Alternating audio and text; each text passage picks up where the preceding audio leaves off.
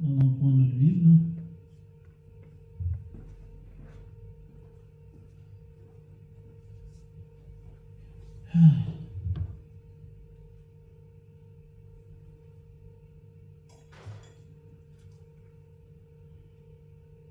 Donc,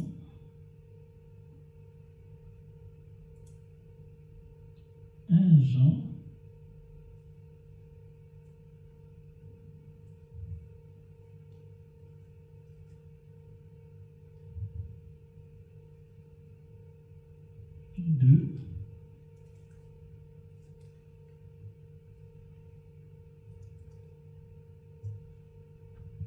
Verset 27.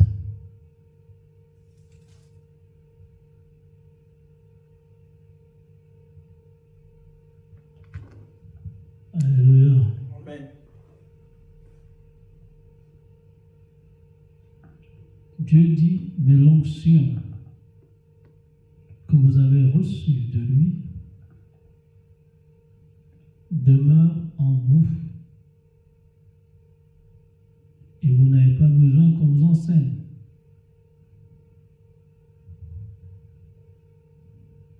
Mais comme la même onction vous enseigne toutes choses, et qu'elle est véritable, elle n'est pas un mensonge, selon qu'elle vous enseigne, vous demeurez en lui. Maintenant donc, mes petits enfants, demeurez en lui, afin que quand il apparaîtra, nous ayons assurance et que nous ne soyons point confus de sa présence à sa venue. Si vous savez qu'il est juste, sachez que quiconque fait ce qui est juste est né de lui. Alléluia. Jean s'adresse ici à ses frères, donc à nous autres. Il nous demande une chose, c'est de prendre conscience, de l'onction que nous avons reçue. Mais ce qui est frappant, c'est qu'il ne parle pas de l'onction comme d'une chose. Il ne présente pas l'onction ici comme une chose. Il dit, vous avez reçu mais l'onction que vous avez reçue de lui demeure en vous. Et vous n'avez pas besoin qu'on vous enseigne. Mais comme la même onction vous enseigne. Alléluia. Il présente l'onction comme un enseignant. Il dit l'onction demeure en vous. Vous l'avez reçue. Vous l'avez reçue de lui.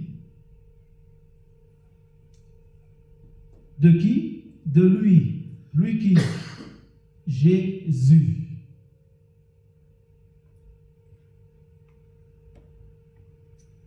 Amen. Amen.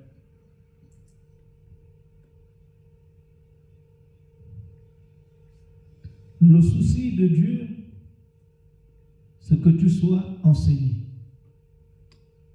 que tu sois éclairé. Dieu ne veut pas que tu demeures dans l'ignorance. Mais pour cela, il faut une approche. Il faut qu'il soit en toi et toi en lui. Et il te présente celui de qui tu dois tirer cet enseignement. Pour certains, l'onction, c'est la puissance du Saint-Esprit. C'est vrai, c'est la manifestation du Saint-Esprit dans sa plénitude.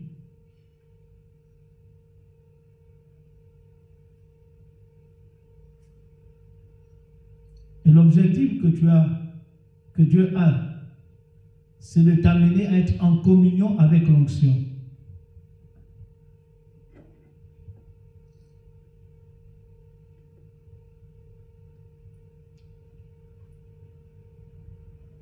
Il demeure en qui? En vous. Il œuvre en toi. Mais Dieu veut que tu tire les enseignements qu'il a. Donc, en un mot, c'est que même sur ta couche, tu dois être attentif.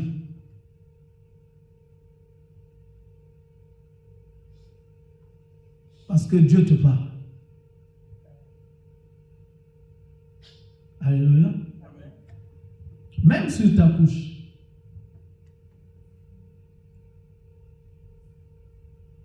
Il demeure en toi. Et toi, tu demeures en lui. Pourquoi? Parce que tu ne peux pas être membre du corps de Christ et ne pas bénéficier de ce qui est dans la personne de Christ.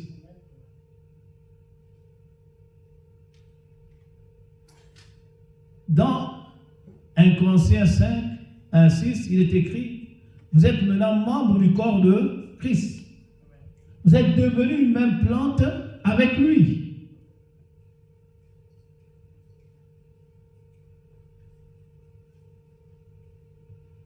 C'est pourquoi Jésus, quand il parlait, il disait, il ne peut pas mettre le nouveau vin dans de vieilles outres. Dès l'instant où tu es devenu une nouvelle créature, où tu es devenu un avec Christ, tu ne peux vivre que de la substance qui est en lui, de la vie qui est en lui.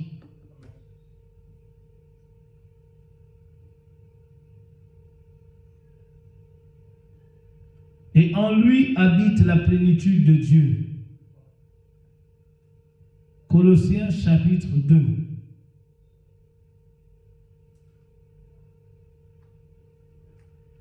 Il dit, en lui habite corporellement Dieu dans sa plénitude.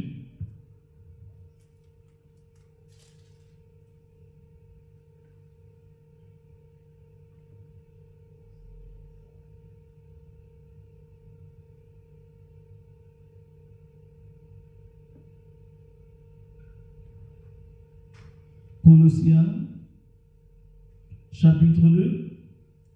Quelqu'un peut faire la lecture? Merci. À partir du verset 8.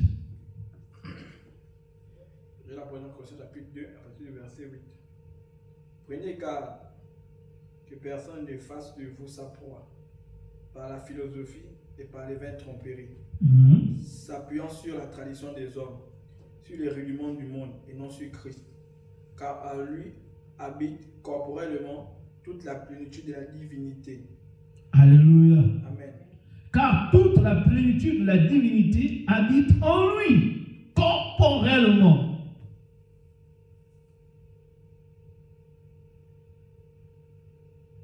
Alléluia. Amen. En lui. Celui qui est devenu un avec Jésus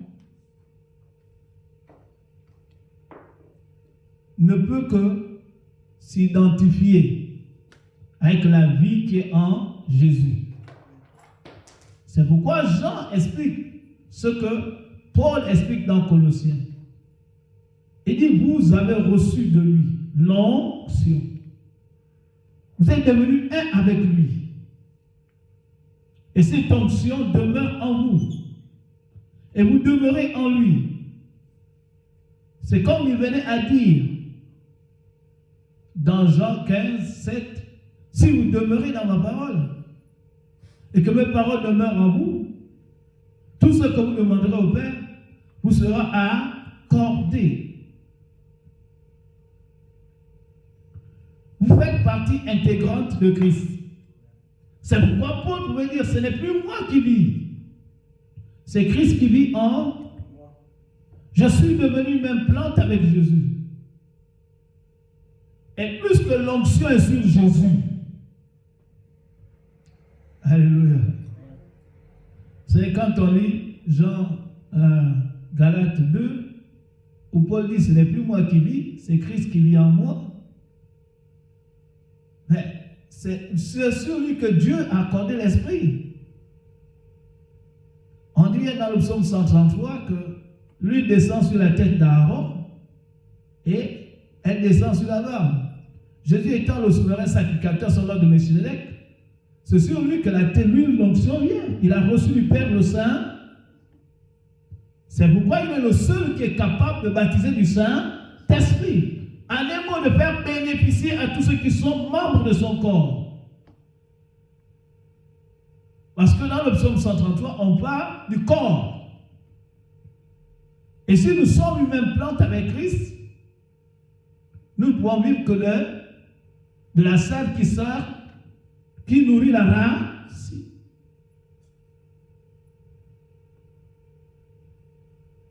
Alléluia.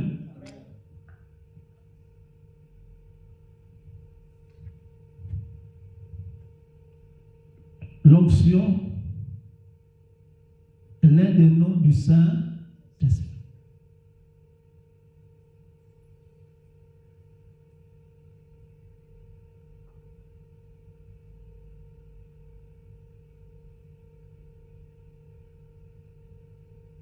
Chez Dieu, l'onction, le nom, explique l'action entreprendre.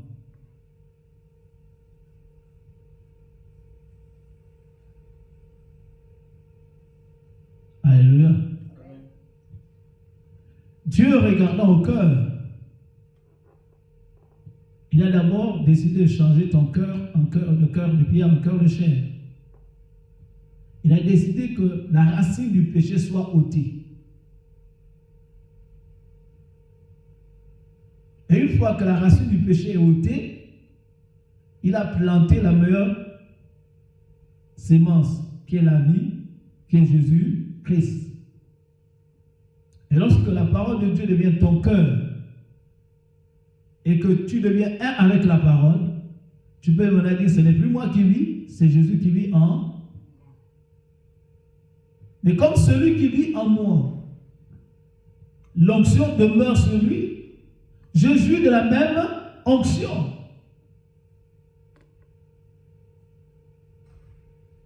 Alléluia.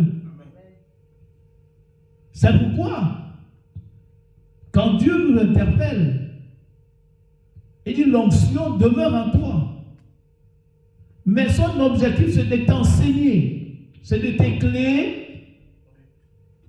Parce que Dieu sait que tu ignores certaines choses. Son but, c'est de te sortir de l'ignorance. C'est t'amener à comprendre les principes de la parole de Dieu.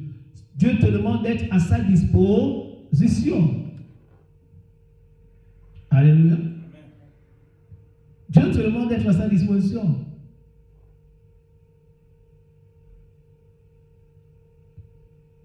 Cherche à être en communion avec le Saint. Il a des enseignements à te donner. Il a une orientation à te donner.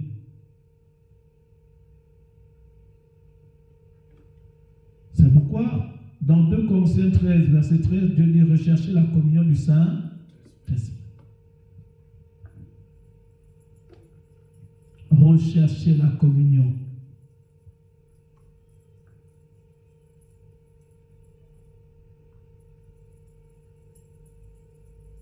La première étape, c'est l'enseignement. Parce que tu ne peux pas être engagé, déterminé, si tu n'es pas éclairé sur les objectifs pour lesquels tu dois te distinguer. Un peuple sans révélation est comme une voiture sans frein. Quelqu'un a dit la révélation de tes paroles est claire. Elle donne de l'intelligence.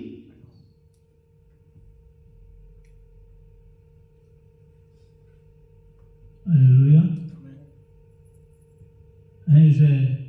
Ce matin, je disais au Saint-Esprit, qu'est-ce que je vais foutre avec le péché? Qu'est-ce que je gagne avec lui? Il est déchu. Simplement parce que, dans la semaine, il m'a amené sur un texte, j'avais mis ça sur mon statut. Il me parlait des ossements desséchés. Il dit, c'est dans 2 Rois, pendant qu'on amenait, l'onction demeurait, n'a pas quitté les ossements d'Élisée. C'est un principe que certaines personnes utilisent. Parce qu'aujourd'hui, Certains hommes vicieux, hein, ils vont chercher les ossements de mort pour être en contact avec la mort.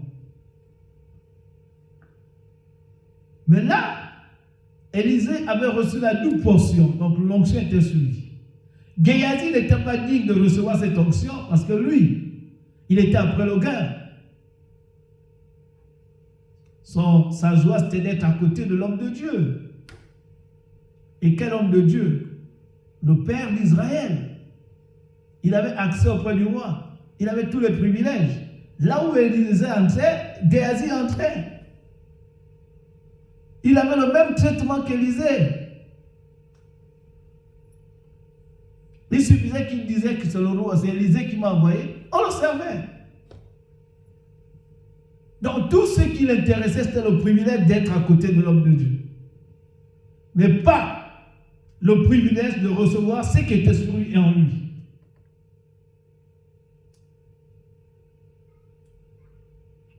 L'onction ne disait rien. Si bien qu'il n'y a pas eu de relève après.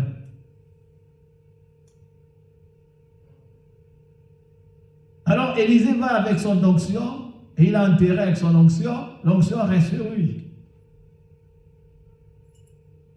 Les os de Élisée, on amène un mort. Et pendant qu'on amène un mort, le mort, les autres, il y a les soldats qui arrivent. Qu'est-ce qu'ils font? Ils balancent le mort et fuient. Le mort tombe dans la tombe d'Élisée, il touche les ossements, il revient à la vie. Mais Élisée n'est plus là. Mais le contact. Parce que l'onction qui était sur Élisée, c'est l'esprit de vie et de résurrection. Le fait qu'il a touché, et le Seigneur me disait, tu as vu les ossements desséchés. Il dit, l'onction ne peut agir puissamment dans un homme que lorsque sa propre volonté est morte.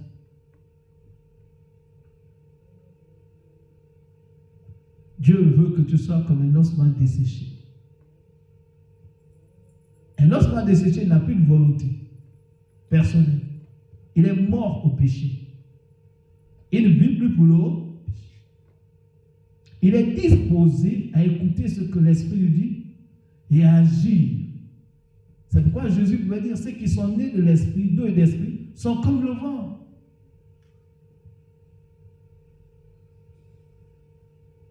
C'est des personnes totalement effaces. Et disent à Dieu, non pas ce que je veux, mais ce que toi tu veux. Ta volonté est primordiale.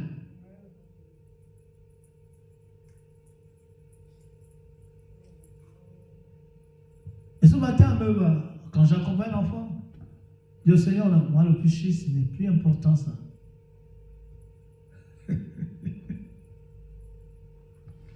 Ce soir, quand j'allais chercher le petit, je descends à l'arrêt Rassa. Et là, il y a un monsieur qui descend du bus aussi. Et il s'approche et il me dit, mais tiens, il fait chaud, hein? Je dis, oui, il fait chaud. Ah, mais tiens, il fait vraiment chaud. Je dis, oui, il fait chaud, on ne peut rien faire. On ne peut que se contenter de ça. Mais ce qui est dramatique, c'est que je sens que le monsieur s'accoude à moi. Et il approche sa main vers mes parties intimes. Et j'ai juste le temps de bloquer ma main. Et je lui dis, mais tiens, je me retourne, après je lui pose la question, vous aimez Jésus? Est-ce que vous croyez en Dieu? Il dit, non, moi je ne crois pas. Je dis, mais moi je crois en Jésus. Et là je commence à l'enseigner sur l'esprit. J'ai dit, je comprends votre message. Mais maintenant je vais vous enseigner sur l'esprit qui vous utilise. Il y a en vous un esprit. Ce n'est pas vous qui me désirez, mais l'esprit qui est en vous.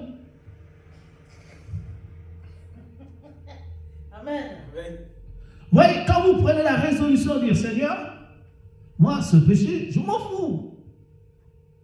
Mais le péché, c'est que vous vous débarrassez de lui. Et vous devenez dangereux. Vous êtes disposé à être utilisé. Vous êtes disposé à être aiguisé et à faire des dégâts dans le royaume du diable.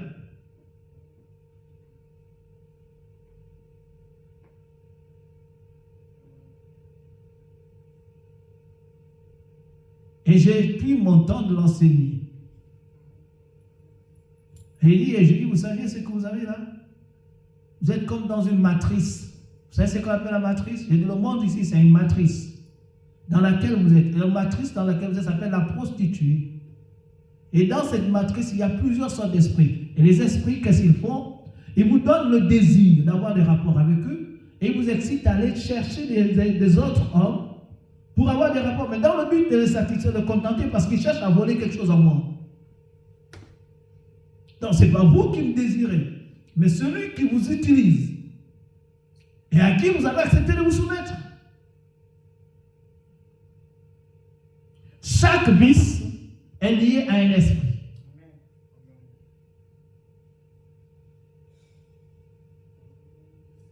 Ou vous choisissez de suivre Christ, ou vous choisissez de suivre le péché. Mais Dieu vous dit que vous avez reçu l'onction. Il s'adresse à ceux qu'il a lavés. Car dans les Corinthiens chapitre 6, Dieu dit au verset 11, vous avez été lavés, vous avez été purifiés, vous avez été sanctifiés par l'Esprit de Dieu. L'Esprit vous a purifié, il vous a nettoyé. Maintenant, quand vous êtes lavés, Dieu vous a donné l'onction. Parce que l'onction ne peut pas demeurer là où il y a la souillure. Car Jésus a dit lui-même, je ne peux pas mettre le vin nouveau dans le vieil outre.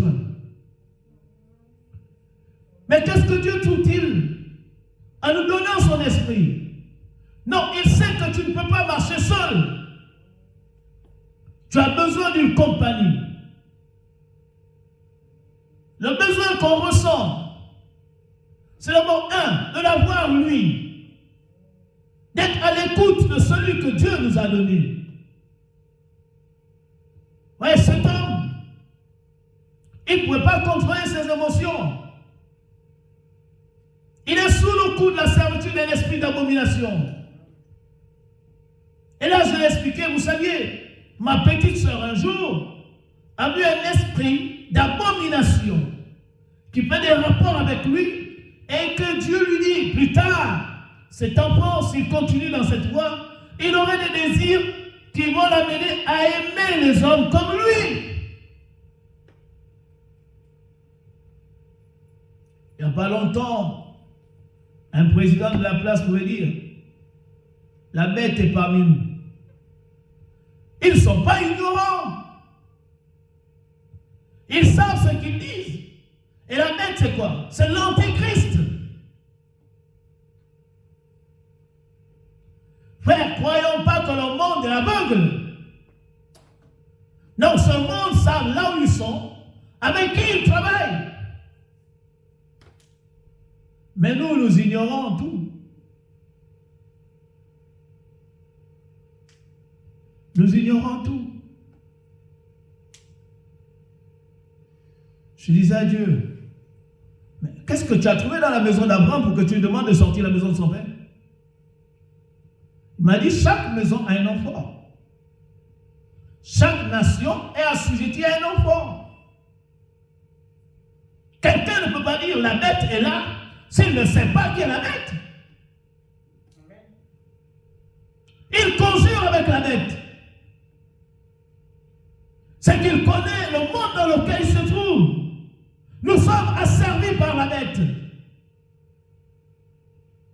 Ne vous étonnez pas de toutes sortes d'abominations qui aujourd'hui sont prises en considération. Mais c'est parce qu'ils sont assujettis. Jésus dit, je suis la lumière du monde. En un mot, il accepte et il reconnaît que le monde est dans les ténèbres. Mais pourtant, nous nous vantons de ce que nous avons créé. Nous nous vantons de tous nos exploits. Mais Jésus continue à dire, je suis la lumière du monde. Je suis. Il ne parle pas au passé, il dit je suis. Aussi longtemps que le monde existe, il demeure la lumière. Pour lui, il dit, il y a beaucoup des ignorants dans ce monde. Ils ont besoin d'être éclairés. Ils ont besoin d'être assistés. Ils ont besoin d'être accompagnés. C'est pourquoi ton Dieu t'équipe. C'est pourquoi ton Dieu veut que tu sois en communion avec quelqu'un. Il s'appelle l'onction. Des enseignements qu'il te donne sont sûrs. Car la lumière qui vient de lui dissipe l'ignorance. Quand Dieu dit le prince des ténèbres, il dit le prince, le chef des ignorants. Il croit connaître, mais il ne connaît rien.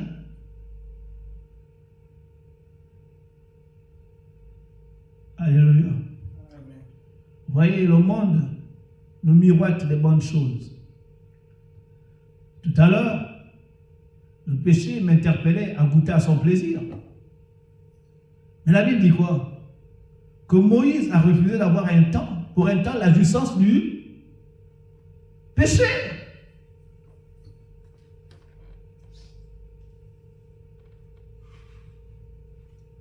Donc il y a un plaisir, il y a une jouissance dans le péché. Mais Moïse dit, je ne veux pas parce qu'elle est pour un temps, elle est éphémère. Il a trouvé mieux d'être maltraité avec le peuple. C'est avec beaucoup de tribulations que nous irons au ciel. C'est au milieu des grandes tribulations. Mais Dieu nous rassure qu'il ne nous abandonne pas, qu'il ne nous délaisse pas. Il est là avec nous. Tout ce qu'il désire, c'est nous enseigner. Vous voyez, l'onction a un peu la même utilité que les Écritures. Ce qui est important, c'est que lui se sert des Écritures pour nous enseigner. Et l'Écriture est utile pour ouvrir tes yeux, il va t'éclairer. Pourquoi Dieu prend-il plaisir à ce qu'on soit éclairé?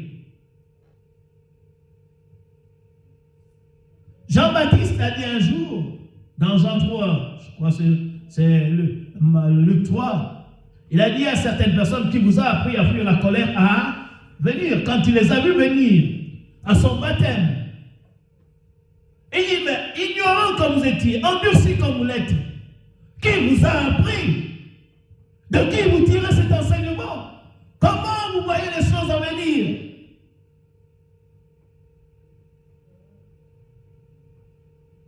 Je disais à quelqu'un, il y a deux choses. Vous savez, quand Dieu dit, mon peuple périt faute de connaissance, ça veut dire que c'est pas qu'il n'y a pas possibilité de connaître. Il y a possibilité de connaître, mais vous avez milité pour l'ignorance. Et c'est Dieu, beaucoup d'entre nous vont dire, mais je n'ai personne pour m'enseigner. Je suis le seul dans le milieu où je suis. Personne ne m'assiste. Il n'y a pas mieux pour te soutenir que le Saint-Esprit. Sinon, Noé ne serait pas sorti au milieu d'une multitude de personnes. L'autre n'aurait pas pu l'envol au milieu du peuple de Sodome. Voici des personnes qui vont te dire, moi, je me suis écarté d'Abraham. Mais à cause de ma convoitise des yeux, je dis intégrer Sodome et Gomorrhe. Et là, j'ai vu le pire. Oui, nous sommes dans une Sodome et Gomorrhe. Et j'ai bien dit au monsieur, je ne suis pas contre ton opinion, mais ce que je veux te dire, c'est que tu n'es pas maître de tes pensées. C'est un esprit qui t'oblige à pas agir ainsi. Alors là, il m'a regardé avec beaucoup d'étonnement. Ah bon? Oui, c'est un esprit. Je comprends. C'est un esprit, voilà. Oui. Mais c'est un esprit.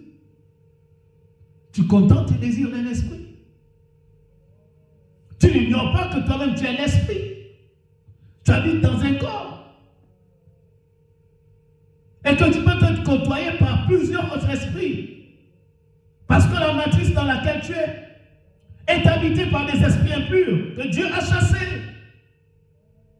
Mais qui n'ont qu'un seul désir, c'est induire en erreur.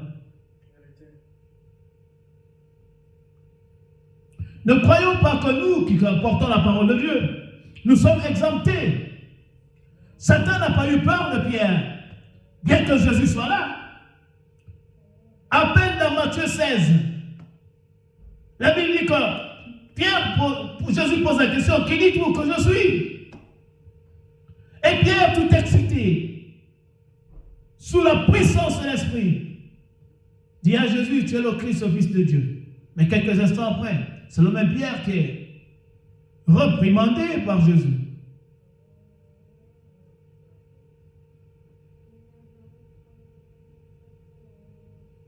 C'est quand même étonnant. Quelqu'un qui vient d'être acclamé, loué par Dieu, qui soit reprimandé par le même Dieu. Qu'est-ce qui n'a pas marché?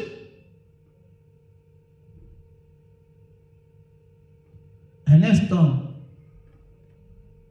de distraction permet à Satan de pouvoir s'en servir. Alléluia. La convoitise, c'est chercher au dehors ce qui n'est pas de toi.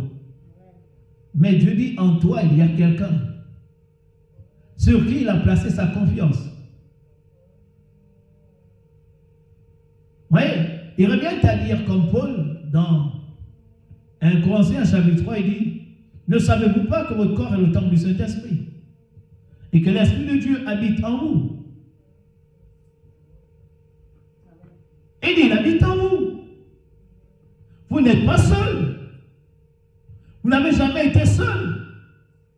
Vous êtes bien accompagné parce qu'il y a quelqu'un en vous. Vous cherchez dehors celui qui est en vous. C'est pourquoi Jésus a dit, ne cherchez pas parmi les morts celui qui est vivant et qui vit en vous.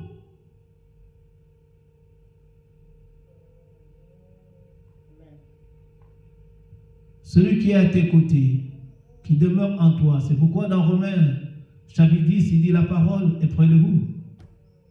Elle est dans ta bouche. Elle est dans ton cœur. Alléluia.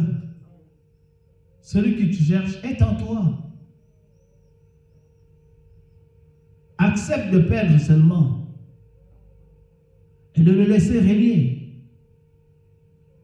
Désire être enseigné. Pose-lui des questions. Alléluia. Quand il y a incompréhension, mais je me vers celui qui est chargé de m'enseigner. Alléluia. Je disais à quelqu'un, je n'ai pas été dans ces grandes universités, c'est pas que je suis contre le fait d'aller. Je n'ai pas certainement eu la possibilité. Il y avait la possibilité, mais je n'ai pas pu être. Mais le fait que je n'ai pas pu être ne m'empêche pas de comprendre que j'ai quelqu'un qui est mieux instruit que les professeurs qui sont à l'université. Celui qui a créé la terre et tout ce qui s'y trouve. Je trouve toutes mes réponses auprès de lui et quand je ne comprends pas, je vais vers lui. Il est capable de m'expliquer.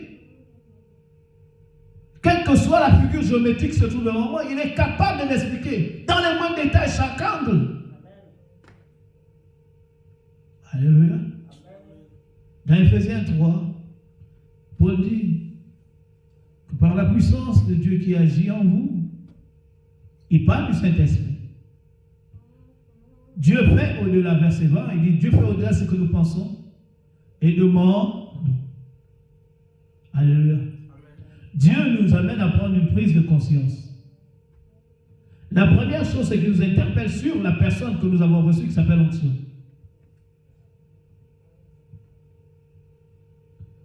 Pourquoi il le dit?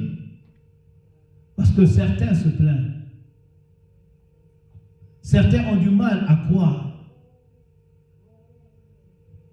Certains se disent qu'ils ne sont pas enseignés. Mais pourtant, Dieu ne peut pas dire quelque chose et faire son contraire. Il y a des moments où nous sommes prêts à faire une bêtise et le Saint-Esprit nous interpelle. Mais qu'est-ce qu'on fait? On ignore la voix.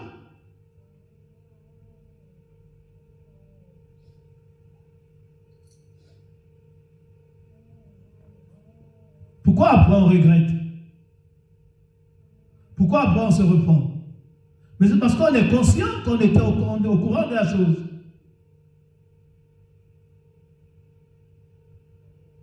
Alléluia. Quand vous lisez 2 Corinthiens chapitre 11, il est écrit que Satan a séduit Ève dans les pensées. La plus grande porte que le diable utilise, ce sont les pensées.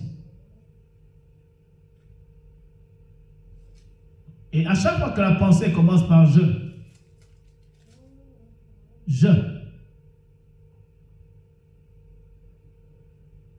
c'est dangereux. Il faut examiner la pensée. Et pour l'examiner, il faut la confronter avec ce que le Saint-Esprit te dit. Parce que c'est à travers les pensées que nous ouvrons les portes.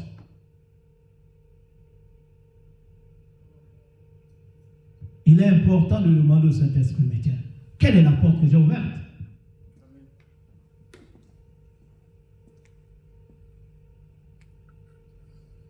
Quelle pensée j'ai eue tout au long de la journée? Jésus n'a-t-il pas dit si quelqu'un regarde une femme avec le désir de la convoiter, ça se passe dans la pensée? En aimant aussi quelqu'un s'accorde avec l'esprit d'adultère et que dans sa pensée il approuve déjà ce que l'esprit d'adultère lui dit, il a déjà commis adultère. Avant que l'acte ne soit posé, l'acte est déjà posé. Et le plus souvent, ça entraîne les maris de lui, les femmes de lui. Vous voyez, ils appellent ça le flirt.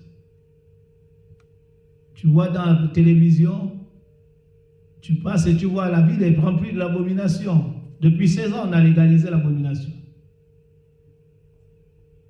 C'est naturel, c'est la puberté. Un enfant peut flirter. Dieu appelle ça le péché. C'est le péché. J'ai entendu un homme dire, je ne l'appellerai pas homme de Dieu, d'abord il n'est même pas. Parce qu'homme de Dieu dit les choses comme Dieu le dit. C'est un avocat qui défend la cause de Dieu. Il ne défend pas la cause du péché. Je crois que Pierre l'a dit dans Galates chapitre 2. Lorsque Pierre a manifesté l'hypocrisie, quand il était avec les autres, il mangeait avec les païens. Dès que Jacques est arrivé avec les autres, il s'est retiré. Et Paul l'a dit, oh, mais si toi qui es juif, hein, tu commences à agir comme les païens, Christ serait-il un ministre du péché?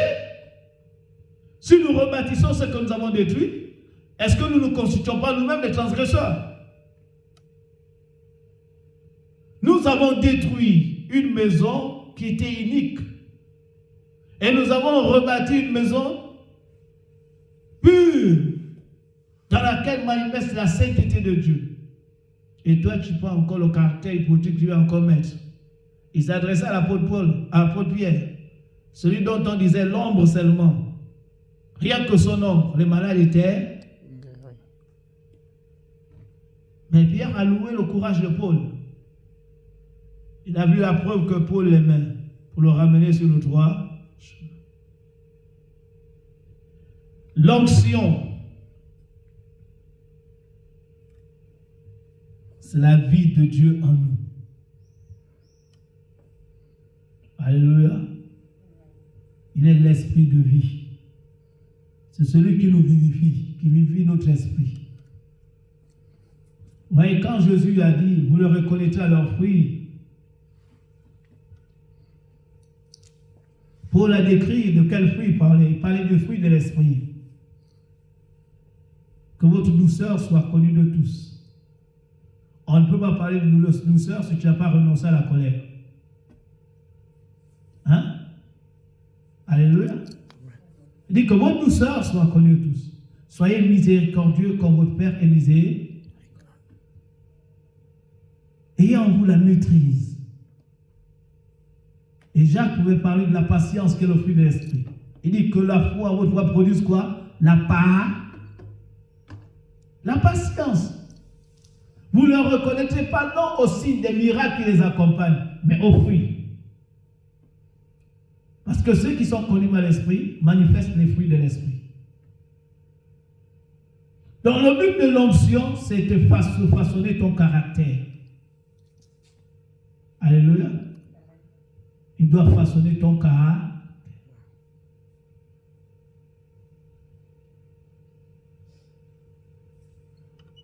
Il n'y a que ceux qui s'effacent qui peuvent manifester l'onction.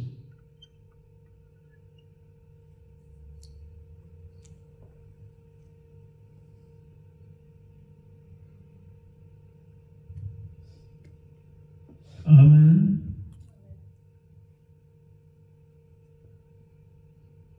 Dieu est disposé à guérir nos cœurs, guérir nos os, nous restaurer. David l'appelait l'Éternel est mon berger. Il allait jusqu'à dire à Dieu, ne me retire pas ton Esprit Saint. Hein? Quand l'Esprit le saisissait, il était content. Et David pouvait dire, l'objectif de l'onction, c'est de rendre son cœur pur. Et l'onction l'avait amené à comprendre l'importance de la parole de Dieu.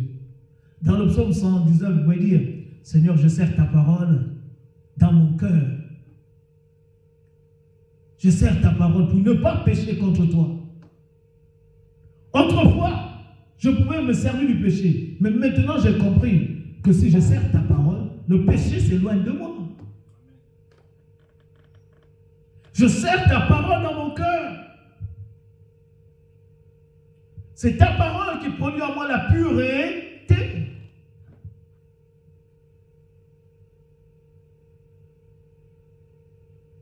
Alléluia. Vous savez, il y a des temps où on pleure. On pleure pourquoi? Parce que tu traverses une vallée de l'ombre de la mort. Dans la vallée de l'ombre de la mort, tu dis à Dieu, ce n'est qu'une ombre. Et l'ombre n'a pas d'influence. Ce n'est pas comme toi qui es mon ombre. Lui, cette ombre-là, elle peut effrayer, mais elle n'est pas capable de nuire. Vous voyez une ombre? Tu arrives quelque part, et au loin, tu vois quelqu'un qui fait. Rien que son ombre est projetée, tu vas croire que c'est un fantôme. Quand tu arrives, oh, mais c'est le clochard là. Non, mais tu as été effrayé. Son ombre t'a effrayé. Pourquoi? Parce qu'il n'y a pas d'assurance. Celui qui est en nous est plus grand que celui qui est dans le monde. C'est ce que la Bible dit. Celui qui est en toi, il parle de l'onction, est plus grand que celui qui est dans le haut. Alléluia. J'aime bien Deutéronome 28.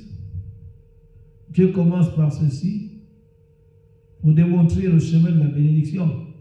Ici, il parle comment amener les bénédictions que nous avons reçues à la manifestation physique. Nous avons en nous la sémence du Dieu béni éternellement. D'où ce que tu peux toucher va prospérer. Mais Dieu dit quoi? Premier principe, c'est quoi? Si tu écoutes. Je dois écouter qui? Si tu écoutes, parce que pour mettre en pratique, il faut écouter.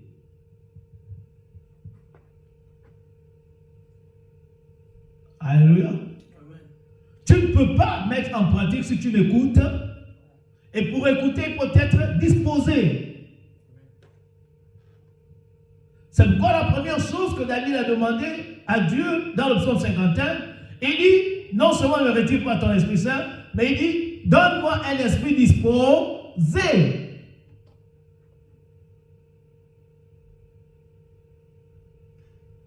Il y a beaucoup de choses qui nous rendent indisponibles.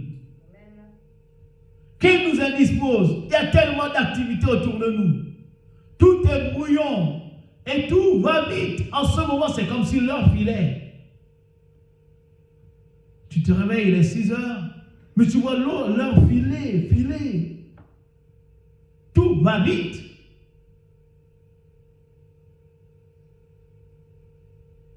Tu as l'impression que la tâche que tu avais dans la journée, tu ne l'as pas terminée.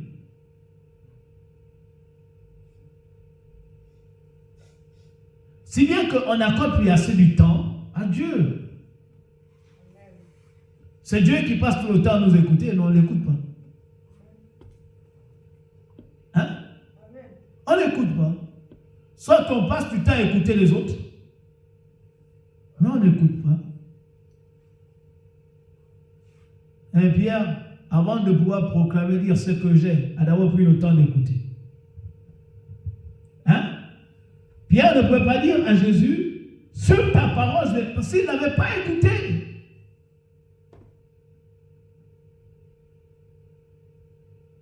La première fois, il a dit, je ne vais pas faire la même bêtise. C'est le même lac, c'est les mêmes filets. Mais les poissons connaissent le filet, ils connaissent Pierre. Ils n'obéissent pas. Mais si je mets ce que cet homme dit en pratique, sa parole serait dans l'obligation de me mettre à l'aise.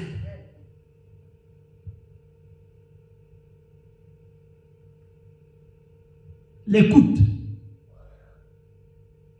C'est l'une des raisons pour laquelle Dieu dit l'onction que tu as reçue de moi, de lui. Demeure en toi et toi demeure en... Mais pour demeurer en lui, je dois l'écouter, être à sa disposition. Qu'est-ce qu'il me dit?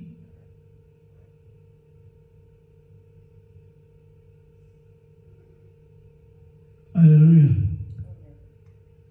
Vous savez, dans le monde de l'ignorance où nous sommes, il y a quand même ceux qui ont pris la peine de s'instruire sur ce qu'il y a dans la maison de leur père. Quand Dieu explique à Abraham ce qu'il dit, ton père était un amoureux, un adorateur d'idoles. Quoi? Es-tu contre l'idolâtrie? C'est comme si Abraham est surpris. Dieu répondait à la question d'Abraham, mais pourquoi ces malheurs persistent vraiment? Pourquoi on est opprimé? On est vagabond, on erre ça et là, tout ce qu'on entreprend, le lieu, rien ne prospère. Et Dieu lui dit, sors de la maison de ton, parce que dans la maison de ton père, il y a un qui ne peut pas prospérer. Et il dit, sors de ton pays, parce que dans ton pays, il y a quelqu'un qui ne peut pas prospérer. Et la maison du père et du pays, les deux sont des pères.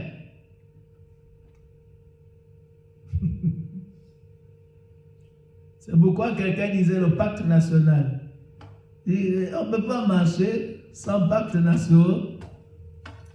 Il faut le pacte national. Parce que la maison ne peut pas marcher sans le pays. Et un pays, celui qui est à la tête du pays, doit être en accord avec celui qui est à la maison. Quand vous voyez les Égyptiens, Pharaon et son peuple étaient en art. Si vous voyez un jeune homme, un homme, jetez-le dans le fleuve. Le fleuve, pourquoi? Parce qu'il faut donner aux esprits des eaux.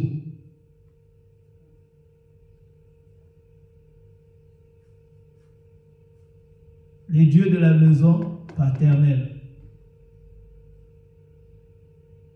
Dans la discipline d'Abraham, doit avoir son effet que sur l'obéissance. Comme l'a dit l'homme de Dieu dernièrement, le serviteur de Dieu, l'obéissance va avec la fidélité. Et pour obéir, il faut écouter. On ne peut pas obéir sans écouter. On n'obéit que quand on est à l'écoute. On est fidèle qu'à ce qu'on a reçu. Alléluia. Est-ce que ça va? Amen. Le devoir de l'onction, c'est briser le joug de l'ignorance. Car la Bible dit que l'onction brise les jougs. L'ignorance assujettit des personnes, les empêche de parvenir à la connaissance, les amène à se contenter du peu qu'ils ont et les amène à croire qu'ils connaissent. D'où l'homme devient orgueilleux.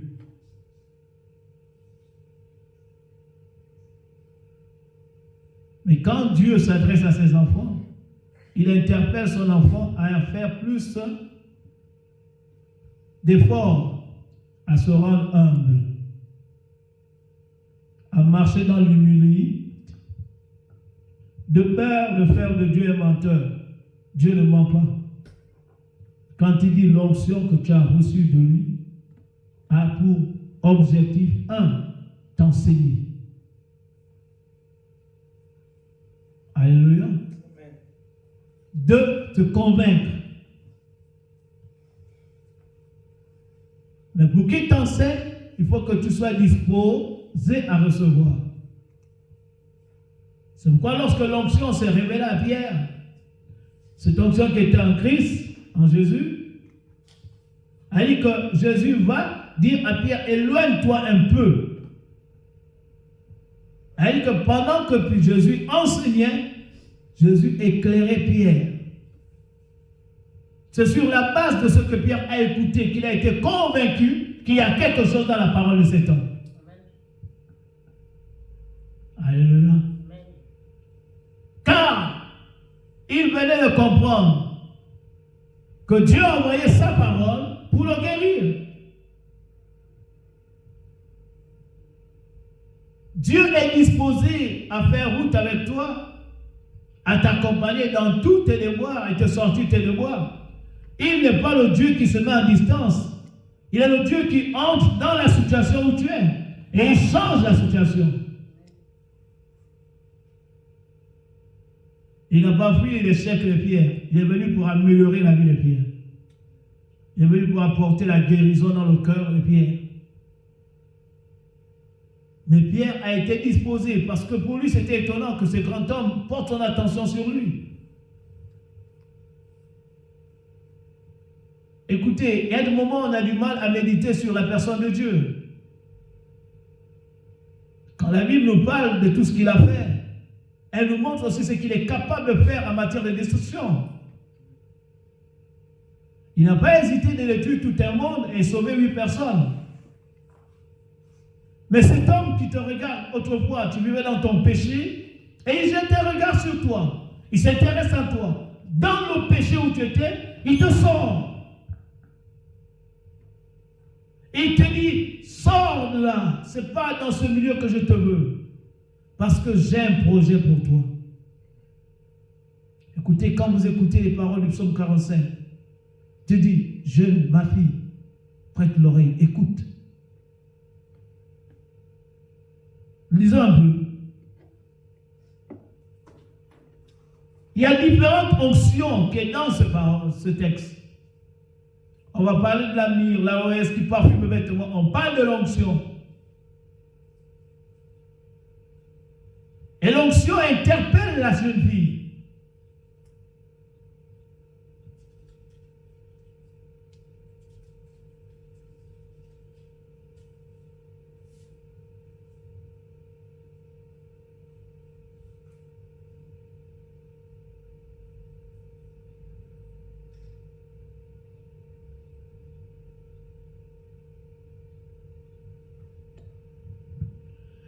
Et je vais prendre à partir du verset 2.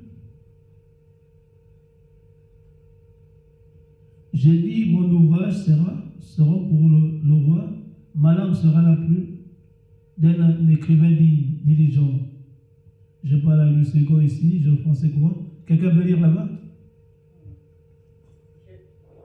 Oui. Au verset 2, c'est ça? Oui. Des paroles pleines de charme.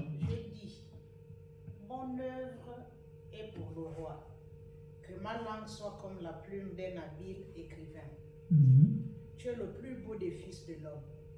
La grâce est répandue sur tes lèvres. C'est pourquoi Dieu t'a béni pour toujours. Je continue. Continue. Vaillant guerrier, ceins ton épée. Ta parure et ta gloire.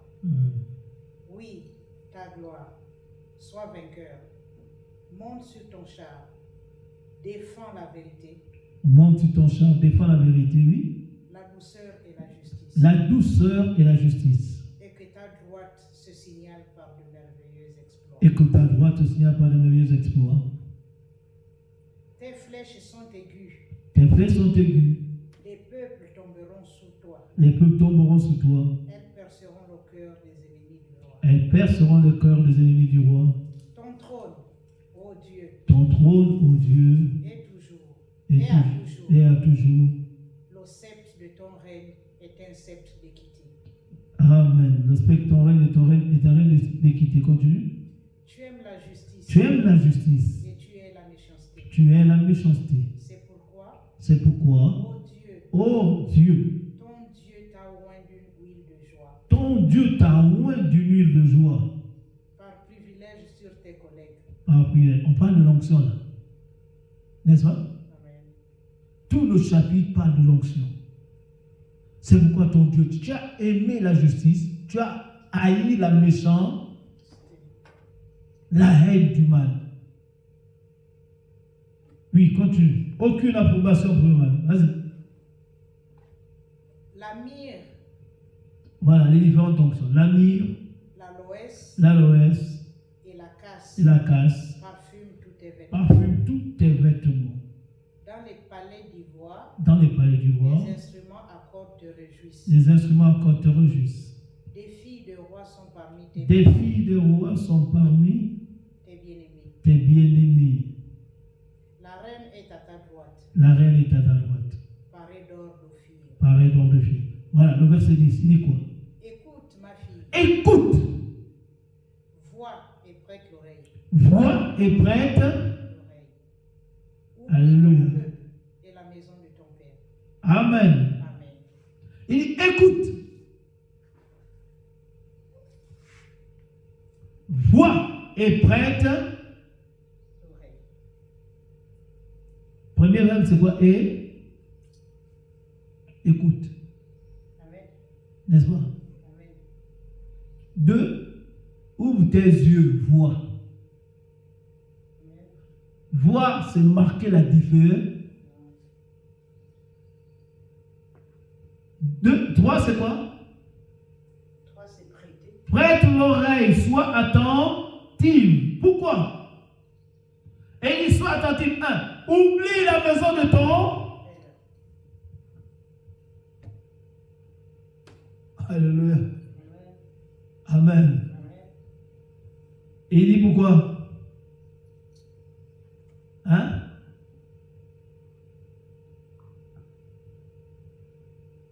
Lis la suite, verset 11. Le roi porte ses désirs sur ta beauté.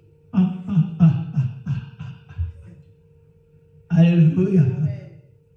Le roi porte ses désirs Sur ta beauté. sur ta beauté. C'est pourquoi Dieu nous donne un Jean. Hein? Alléluia. Amen. L'onction que tu as reçue de lui.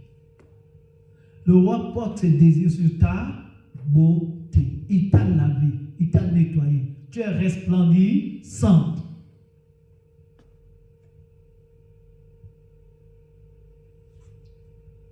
N'est-ce pas? Amen.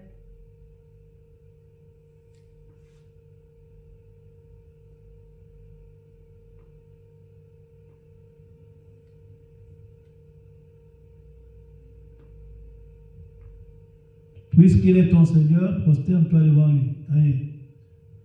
Écoute. Elle doit écouter. Tu ne peux pas prospérer si tu n'es pas à l'écoute. Amen. Alléluia. Amen. Tu ne peux pas.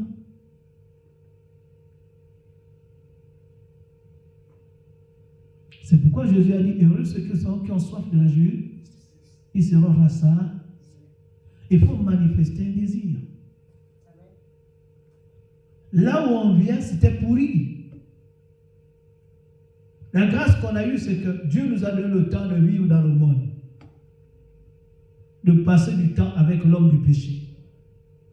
De jouir du péché. Mais si on est en Christ, c'est parce que la jouissance du péché ne nous a pas satisfaits. Mais nous n'allons pas faire les mêmes erreurs. On ne doit pas être comme Israël dans le désert qui a pris la retourne. Dieu les a amenés au désert, c'est pour écouter. C'est pour les apprendre que l'homme ne vit pas seulement de pain, mais de toutes parts. Pourquoi? Parce que Dieu connaissait leur devenir. Il savait là où il les conduisait. Il avait déjà en parlé. Vous n'avez rien à faire. Tout est déjà préparé. C'est la même parole que Dieu ramène dans Éphésiens chapitre 2. Il dit, vous êtes l'ouvrage de Dieu. Verset 10. Lisez ça. Créé en Jésus-Christ pour des œuvres que Dieu a préparées d'avance. Aïe, aïe, aïe. Donc, tout ce qui te concerne est préparé d'avance. Tout ce que tu dois faire, c'est quoi? C'est être à la disposition de celui qui a préparé toutes choses d'avance pour toi.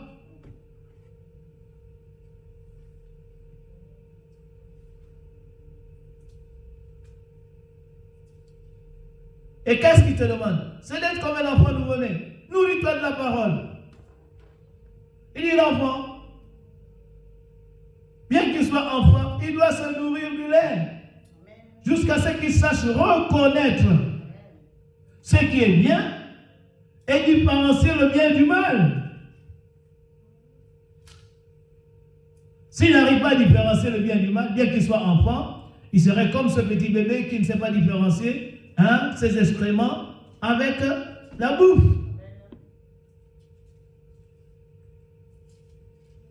Il est dans le mélo-mélo.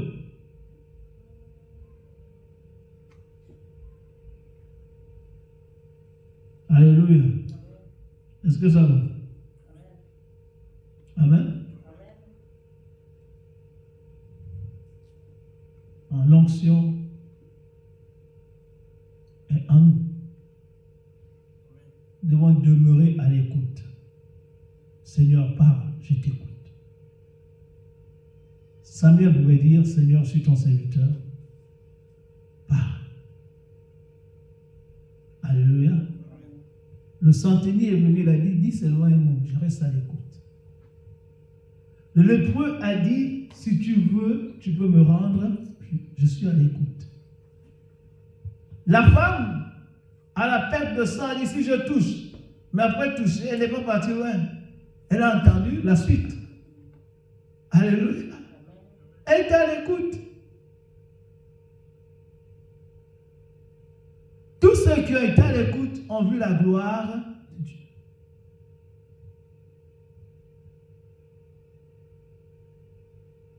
La première chose qu'il faut développer, c'est l'écoute. Alléluia. Ne courez pas après ce que vous avez déjà.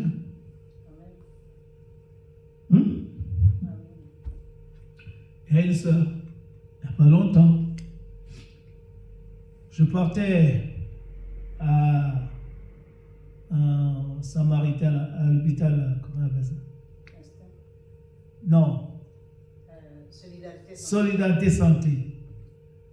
Ils m'ont fait faire des examens de poumons, de foie et tout le reste. Donc je partais pour donner les résultats là. Et là, pendant que je suis dans le tram, il y a une sœur qui m'appelle. Elle me dit, j'ai supplié Dieu pour avoir une communion avec toi. Pour qu'il me mette en communion avec toi. J'ai tenté à plusieurs reprises, ça va marcher, mais là, j'ai supplié. J'ai dit, ah bon, oui. J'ai dit, mais si tu as accepté, c'est qu'il a quelque chose à faire maintenant. Et pendant que nous étions, elle était dans le bureau de la directrice, une directrice qui travaille à la mairie. Et là, on a commencé à parler. Elle a commencé, à un moment, l'onction est venue sur elle. Pendant qu'on parlait, elle a commencé à parler en langue. Et l'onction est descendue sur elle. Je n'avais encore rien dit, je l'écoutais, que l'onction est descendue sur elle. Elle a commencé à prophétiser sur ma vie.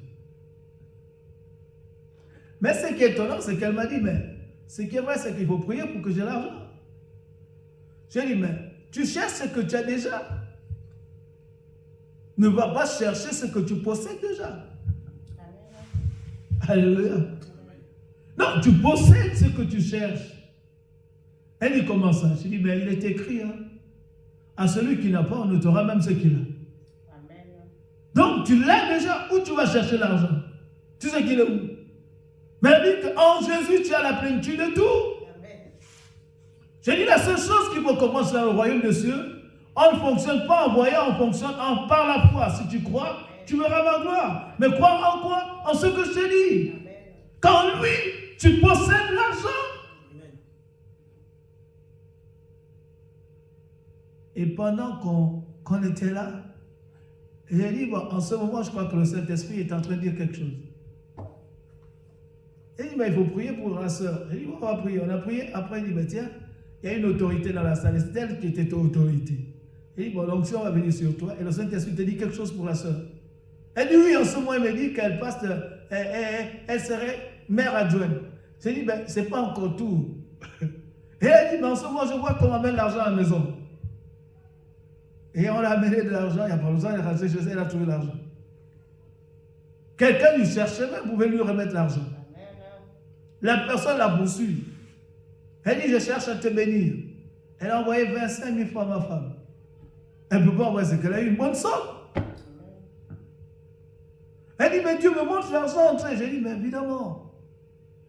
L'onction demeure en vous. Tout ce que tu as besoin, c'est de croire.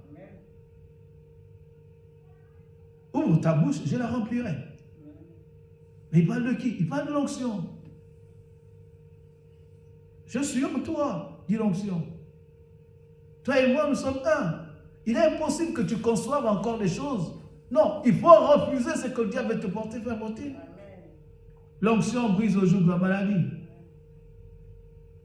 Quel que soit le joug, il brise. Alléluia.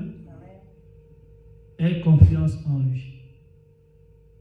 Dieu dit, crois seulement. C'est tout. Tout ce qu'il te demande, c'est croire. Le reste, c'est lui qui le fait. Amen. Amen. Crois seulement.